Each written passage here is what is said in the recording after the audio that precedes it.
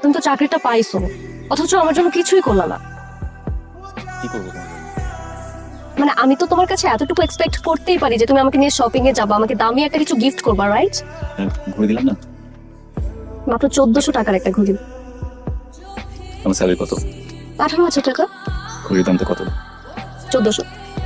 এবার একটু ভাবো তো, যে মানুষের স্যালারি 18,000, সে মানুষটা যদি কাউকে 1400 টাকা একটা ঘুরি দেয়, কি কম? তো যে দেখো, তুমি এই সরকারি চাকরিটা পাওয়ার পরে আমি অনেক বেশি খুশি হয়েছিলাম, কিন্তু এখন তো দেখতেছি তুমি আমার জন্য কিছুই করতে পারতেছো না।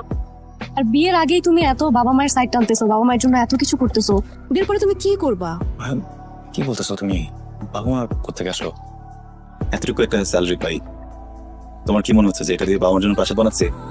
আমার মা ঠিকই বলে, এত বেশি মা ভক্ত ছেলের প্রেমে পড়া আমার একদমই ঠিক হয় নাই, রাইট?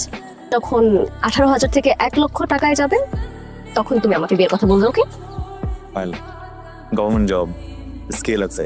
আমার সার্ভিস লাইফে তো আমি কখনো এত টাকা স্যালারি পাবো? তোর যে তুমি না কিছুই বুঝতেছো না, মানে আমি তোমাকে কি বোঝাই তুমি বোঝোই না। তুমি বুঝবো।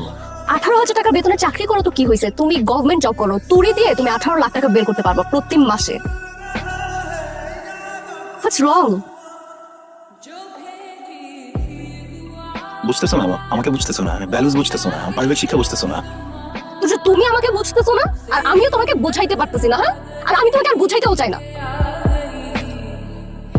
দোস্ত, ঝগড়া করিস? আরে ওর কলটা রিসিভ করা যাবে না, বুঝতেছিস না? আজকে সকালেও আমি ওর সাথে ঝগড়া করে আসছি। আমি চাই ও আমার কাছে আসবে, এসে আমাকে সরি বলবে দেন। আর এমনিতে একটু বলদা আছে তো, মানে তুমি আমাকে সময় দিচ্ছ না কেন? কি বলো?